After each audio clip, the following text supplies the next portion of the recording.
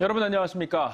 어제 우리나라로 돌아온 봉오동 전투의 영웅 홍범도 장군의 유해가 대전 국립현충원에 임시 안장됐습니다. 광복을 2년 앞두고 카자흐스탄에서 쓸쓸히 생을 마감한 지 78년 만입니다. 아침부터 참배객들의 발길이 줄을 이었는데요. 오는 18일 안장식을 갖고 영원히 고국의 품에 안기게 됩니다. 조상환 기자입니다. 홍범도 장군의 국민분향소가 마련된 국립대전현충원에 참배객들의 발길이 하루 종일 이어졌습니다. 대부분 가족 단위로 걸음걸이가 불편한 노인부터 엄마 아빠의 손을 잡고 아장아장 걸어오는 아이들까지 남녀노소 할 것 없이 전국 각지에서 찾았습니다. 지그시 눈을 감고 추모하는 동안 참배객들은 한없는 감사와 존경의 마음을 새겼습니다. 오니까 뭔가 너무 울컥하고 너무 존경스럽다는 생각이 들어요. 홍범도 장군은 1920년 봉오동 전투의 영웅으로 당시 독립군 최대의 승전보를 올렸고 뒤이어 청산리 전투에도 참여하는 등 평생을 조국 독립을 위해 싸우다 카자흐스탄에서 쓸쓸히 생을 마감했습니다. 정부는 봉오동 전투 100주년인 지난해 유해 봉환을 추진했으나 코로나19로 늦어지다 이번에 고국의 폼으로 돌아왔습니다. 장군이 돌아가신 지 78년 만으로 광복절인 어제 고국 땅으로 돌아온 뒤 곧바로 국립대전현충원으로 다시 옮겨져 임시로 안치됐습니다. 우리 조국의 영웅이시고 우리 국민의 그 표본호 대상이신데 진작에 송환이 이렇게 개안이 되셔야 되는데 이렇게 늦게나마 된 것을 환영하고 감사드리는 바입니다. 국민들의 참배는 내일까지로 코로나19 방역 수칙을 지켜가며 직접 참배할 수 있고 보훈처 누리집을 통해 온라인으로도 헌화와 분향이 가능합니다. 다만 장군의 유해는 대전현충원 현충관에 임시 안치돼 참배객들에게 공개되지는 않습니다. 정부는 오는 18일 국립대전현충원에서 장군의 유해를 안장할 계획입니다. TJB 조상환입니다. 연휴 마지막 날인 오늘 대전에서는 코로나19 확진자가 21명 늘어 이달 들어 가장 적게 발생했습니다. 확진자 가운데는 유성구 연구소 미화원 1명이 추가로 확진돼 누적 5명으로 늘었고 유성구 재활의학과를 매개로 격리 중이던 1명이 양성 판정을 받아 모두 12명이 됐습니다. 충남에선 천안을 비롯해 서산과 아산 등에서 모두 33명이 추가됐는데 대부분은 기존 확진자와 접촉해 격리돼 있다가 확진 판정을 받았습니다. 한편 세종에선 어젯밤 이후 5명이 추가됐습니다. 충남 지역의 학부모와 학생들이 코로나19 사태에 따른 원격 수업 장기화로 학력 저하에 대한 우려가 큰 것으로 나타났습니다. 충남교육청이 지난 4, 5월에 걸쳐 학생과 학부모, 교직원 등 도내 16,000여 명에 대해 내년도 예산 편성 우선순위를 설문조사한 결과 28.5%가 기초학력 강화와 창의성 신장에 대한 투자를 원했고 이를 위해 기초학력 책임 지도를 위한 사업 투자를 해달라고 주문했습니다. 교육 환경 가운데는 냉난방 시설을 개선해달라는 의견이 25.9%로 가장 많았고 화장실 개선이 뒤를 이었습니다. 우리 근대사를 엿볼 수 있는 서천군 판교역 주변의 근대 역사문화 공간들이 이번에 국가등록문화재로 등록 예고됐습니다. 1500년을 이어온 한산모시 농법의 국가중요 농업유산 지정이 추진되는 가운데 지난달에는 서천 갯벌이 세계유산에도 올랐는데요. 서천이 우리의 역사, 문화, 환경을 대표하는 곳으로 떠오르고 있습니다. 강진원 기자입니다. 시간을 한참 되돌린 듯한 판교 거리. 일제시대와 우리 근대사의 흔적이 곳곳에 배어 있습니다. 지금은 볼 수 없는 함석 지붕의 이 작은 집은 마루와 문짝, 기둥까지 모두 옛것 그대로입니다.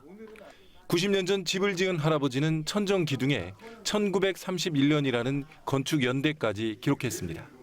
우리 할아버지 산선이 나무를 다 벼다 이렇게 나무를 집을 지었대요. 우리 할아버지가 지은 집은 4대째 사는 거예요 지금.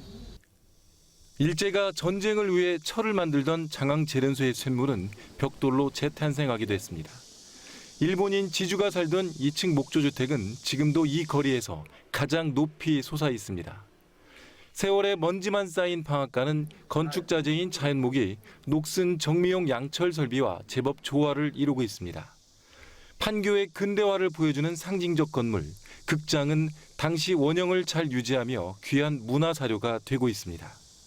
판교는 1930년대에 일제가 철도역을 놓은 뒤 충남의 쌀을 수탈해 간 곳으로 해방 뒤에도 산업화된 도시로 번성하다 1980년대 들어 쇠퇴했습니다.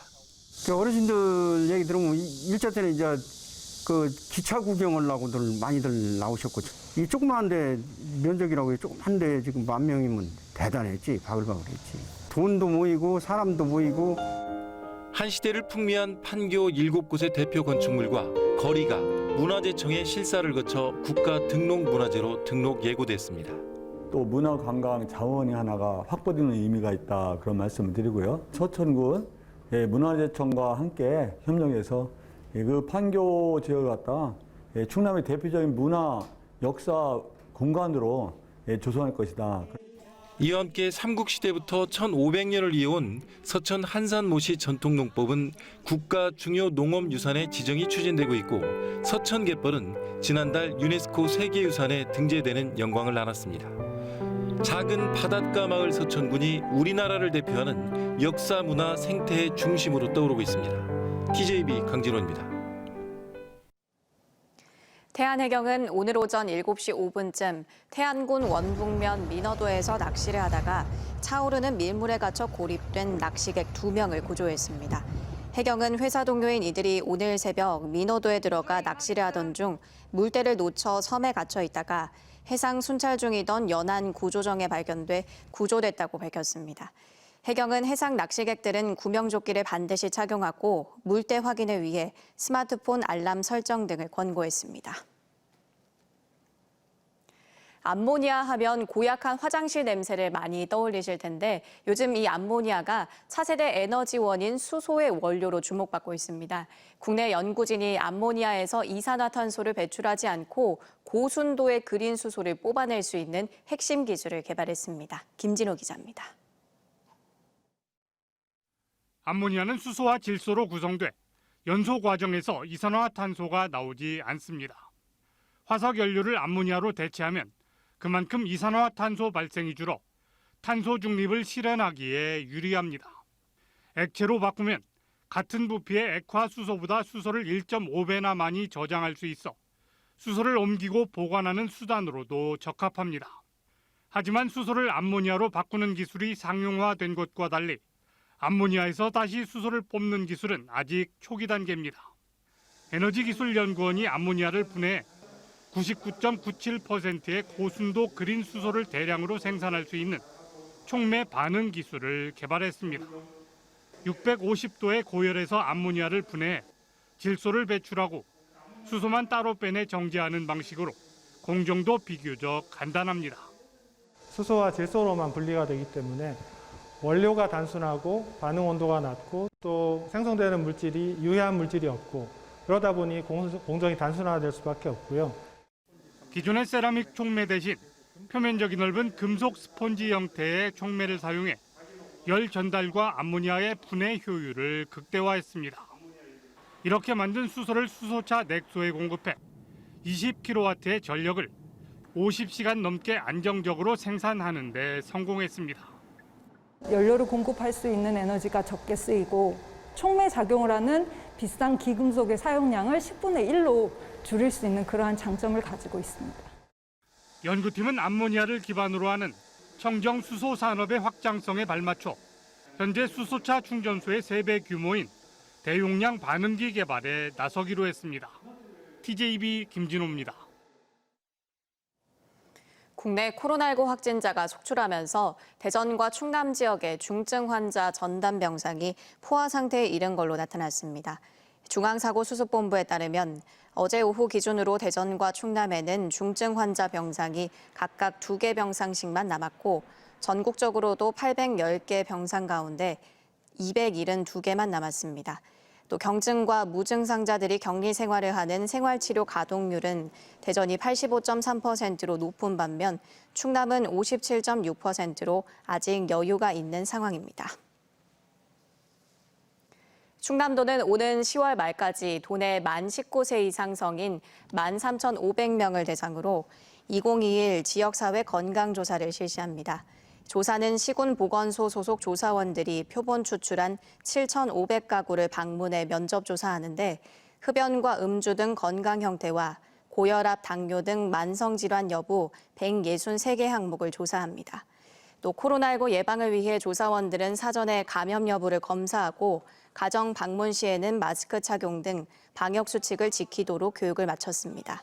충남도는 도민들에게 꼭 필요한 보건사업 발굴과 맞춤형 보건사업 추진을 위해 기초자료를 모으는 것으로 참여를 당부했습니다. 대전과 세종 충남교육청은 내년에 임용될 공립 유초등학교 교사 280명을 선발합니다.